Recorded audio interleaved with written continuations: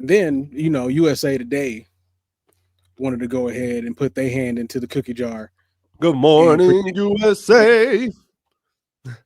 So they're predicting who's going to win this quarterback battle who's going to be the starter come week 1, right? So, the battle itself between Gio Lopez, Max Johnson, and Bryce Baker. So with Bryce Baker, with him being the freshman top, like one of the top recruits coming out of North Carolina high schools, there's a lot of expectation when it comes down to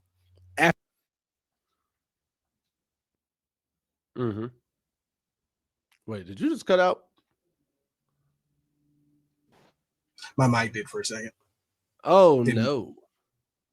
But no, it's all good. But yeah, because I think I hit a cable. It's like, oh, your mic got unplugged. It did. Well, you sound very echoey right now. Oh, really? I think it's hooked up to your camera like mine was.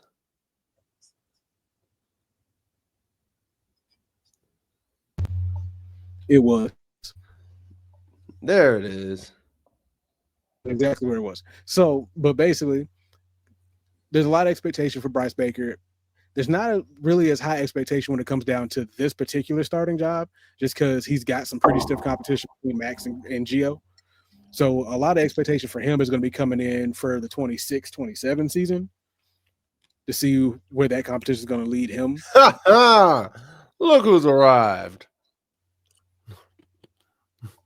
Oh. It has been a good minute. Where you been? You've been ducking and dodging? You've been ducking and dodging? Been jucking and jiving? That man has been hidden in the realm. That man's been ghost watching in the back. Mm-hmm. Sitting in the back room, just sipping tea, just watching. I'm gonna say hey to him at one point in the future. Watch. But now, so they're saying right now, their prediction is that Gio is going to be the starting quarterback come 2025 starting season. Come week 1, Ohio State should be prime time. It won't be. It shouldn't be. Texas doesn't deserve it. Texas don't. I'll give Ohio State deserves prime time slot just because y'all won the championship. Texas don't deserve to be there. I'll stand on that. I'll stand 20 toes on that one. I'll admit I don't like Texas or Ohio State, but I'm not doubling down with that one. What, that Texas shouldn't be prime time? I'll stand on it. Listen, you don't like Texas. I hate Texas. Listen, there's a difference there. I will stand on that. The only reason why I'm saying it, because I'll admit, most of the season, at least most of these Texas games were entertaining to watch. Even more entertaining when they lost. I hate Texas. I don't want to give them any praise. Because I love Texas lose on the national television all the time. I'll say, didn't we just take a receiver from y'all? Shut up, Steve. Get out of here. No. Weren't we waiting on Steve? Because we were waiting on him when we got like Steve. Well, no, because we told him about them being real wusses about their games not starting earlier in the day. Nah, because you remember just a couple weeks ago that one Ohio State player flipped and committed to UNC. And when we were sitting there talking about it, he wasn't here. He sure enough wasn't here. He was not here. And we were like, oh, where is Steve when we need him? I told you, I bet you, and the funny thing is, I bet you he was here and just sitting in the back and just refused to comment because he knew as soon as it came up, we were going to say something to him. He was like, nah, I'm just going to sit. He knew we knew he was going to come for him as soon as he said he was. Hey, look. He was. He was here. Like Steve knew, I told you he was in the back just watching and knew as soon as he said something, he was going to be on his neck. As soon as they lost that player, he said, "Oh, I got to stay quiet. I got to stay quiet today." I'm gonna shut up real quick. I was gonna come in here talking, but let me shut up real quick. I'm saying, but so But yeah, so USA Today predicting that Gio Lopez is going to be the starting quarterback for 2025. Now, they did credit Max's SEC experience. Appreciate you, boy. You are that Appreciate too, you. boy. Glad to have you, man. But yeah, so they did credit Max Johnson's experience when he was in the SEC, because as of right now, because he was out all of 2024 with that broken leg pretty much, but season opener went 12-19 for 71 yards and an interception against Minnesota. But when he was in A&M and LSU over those years at those two schools, he did throw for 5,800 yards and 47 touchdowns. So he put up numbers in the SEC. He To where on the flip side, I'll say a little under about 2,900 each year. So that's not bad. about 2,900 a year. So, and on the flip side, you got Gio Lopez, who has the one full season at quarterback, but he did go 206 for 312 for 2,500 yards or 2,560, 18 touchdowns, and only 5 interceptions while he was a full-time starter at South Alabama. Some people may say the real question is because coming from South Alabama to an ACC school, competition level is different. But I think if you can play quarterback and you can play quarterback well, it don't matter what level of competition you at.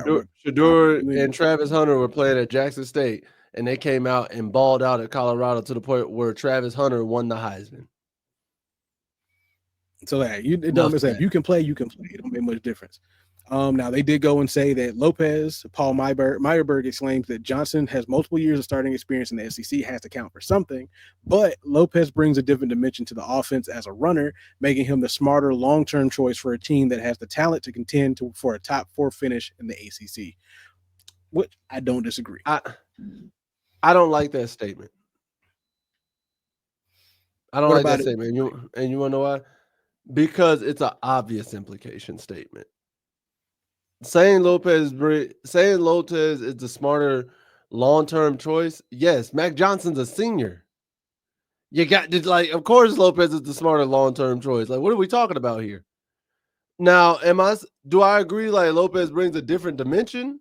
If you want a more mobile quarterback, yeah, I can agree with that 100%. But to implicate and just be like, well, he's the smarter long-term choice. Of course. Max is in his final year. You're not getting another year out of Max. There's nothing else you can get out of him. No disrespect to Max. And to me, I wish that statement would have read differently at the end. First half of the statement, I can't knock it. It makes perfect sense. Makes absolutely perfect sense. But to sit there and be like, oh, yeah, well, he's the smarter long-term choice. If you're going to say that, honestly, I can make the argument for Bryce Baker as the smartest long-term choice because you can get 4 full years out of him. I think you're looking at it the wrong way.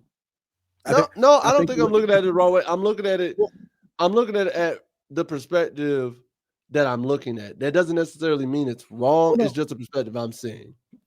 Well, no. I'm not saying the way that you're looking at it is wrong. I'm saying when I say looking at it the wrong way, I think you're looking at it at too big of a spectrum. I think it's more just focused on long term for the season. So that's what I think they were talking about when it comes down to long term for the season. Because if you have Max, who just came off a broken leg, who isn't as mobile as Lopez, so there's always a potential of him getting hit, re-injuring himself more. It's just a higher chance of him re-injuring himself compared to Lopez, who's able to escape injury a little bit better. Is what I'm thinking. But I can see where you're going with that. The only reason why I think I'm looking at it, I think the way I was looking at it also isn't wrong, is because he's saying talent to contend for a top 4 finish in the ACC. Let's be real. Outside of us in the fandom, nobody's expecting us to be top 4 in the ACC. Outside of us here in the fandom, and the occasional just off the wall, Mr. old man McGucket that just places a random bet every so blue moon. Nobody's expecting us to finish top 4 in the ACC. So when you say finish top 4 in the ACC, I'm sitting here thinking you're looking at, all right, year 2, year 3 from now under Bill. which is why I go back to my statement of yes, of course, Lopez will be the smarter long-term choice if that's what you're trying to get to. But even then, I would make the argument of, hey, you could say Bryce Baker, or hey, Travis Burgess when he comes in if you want to make that compliment. But so yeah, no, I get like what the way you're I saying on definitely that. because I think because normally when you hear the words long term, you're thinking over several years. So you normally when you hear like, oh, he's the long term solution, you're thinking, okay, this guy is going to be the head, will be the leader of this team for the next at least 3 to 4 years. Is Exactly. what you normally hear when you hear that statement. I think when it comes down for just the 2025 season, I think when they're saying long term, it's like, okay, in the long term scheme of things for this season, Lopez gives you a better shot at contending for a top 4 with the talent that you have compared to Max giving you a shot for a top 4. So I think about that. They're speaking of like, okay, yeah, Max can win you 3 to 4 games for sure, but Lopez can put you in a better opportunity to be a top 5, top 6, or contending for a top 4 finish compared to Max, who can only win you a certain amount of games. That's what I think. All right. So no, both perspectives are wrong because I definitely get where you're coming from when it comes down when you hear long term choices. Yeah, that was just me. And like I said, the first So half yeah, of no, the statement again, 100% factual, can't deny that. And it was just that last little bit of making him the smarter long-term choice. That use of words to me just rubbed me the wrong way because I'm like, yeah, of course, because this is Max. Like, duh. Is like you got a sophomore versus a senior, like duh. like duh. Like, what do you mean? But yeah, that was of course all. He's going to be the long term solution because The long, he's like, going to right? be here. Unless you got a super senior, and Max just starts saying, you know what, I'm gonna just fail class, and then he can't fail class because then he's ineligible to even play. I said then he's ineligible. Right, so yeah, like, I definitely get that. Because it's like, yeah, at the end of the day, like you could say Bryce is the smarter long term, or Travis Burgess is going to be the smarter long term. You can say that for anybody that's not a senior right now. That's not a senior. Hey, yo, you're the smarter long term. Yeah, coach, because you get 2 years instead of 1. It's like, yeah, I got more than 1 year to be here. To be here. I ain't even gonna be here. Y'all the ones that want to be here. I want to go to the strip club. Man, write this up. I got a bunch of ones. Somebody gonna get. Good dog, but I agree with them. I still think Gio's probably going to be the starter come week 1. And basically some of that's for the same reasoning of like you just get more out of that. You have more opportunity to open your playbook up more with somebody who's able to move around. My gut says Gio. My gut tells me Gio. But my your brain heart tells says Max. My gut tells me Gio. My brain tells me Max if they're not comfortable. Like if they want somebody they know can go into TCU and can like is used to that environment and things like that, can go against a TCU and do what they got to do. My heart just wants to throw caution to the wind. Hey, yo, throw Bryce out there. Let's see what happens.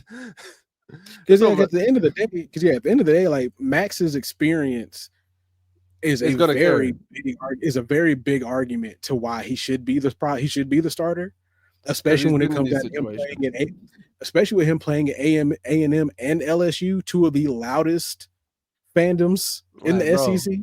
Bro, like you ain't gonna sit there and tell me playing at A&M on a Saturday night or LSU in Death Valley and you're playing Bama in Death Valley, that stadium ain't deafening and you don't know how to play in. Like, you know, there are a few stadiums you could play in that I would trust my court. Like, there are a few stadiums where I'm more than likely going to lean towards my senior than my sophomore or my freshman, just based off of experience alone.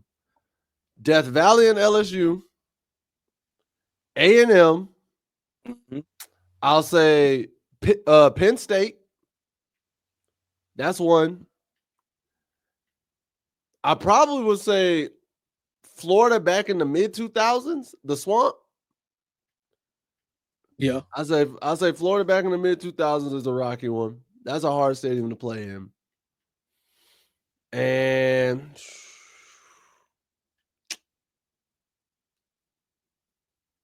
Man, who would be my fifth? Florida State. I gotta admit, when Florida State rocking, they rocking. Like when you hear that tomahawk chant going, you just like, bro, this is annoying. This is annoying. If I hear, oh, like, bro, get it off. Shut it up. Shut it up. Are y'all still on X? I'm so tired of I can't get the live over there no more. We building the X, man, because like we got told by the higher ups that nobody was able to stream to the main page, so they're building us our own X page, our own Twitter page for that. We got an X coming up here soon, and when that comes up, we'll be back streaming on X again. It'll just be on the North Carolina live page specifically. Right. Yeah, we'll post it. We'll post all that up when all of it's setting to go. We'll post all that. Yeah, when it's all up and running, we'll let you know. We got you, Steve. We got you.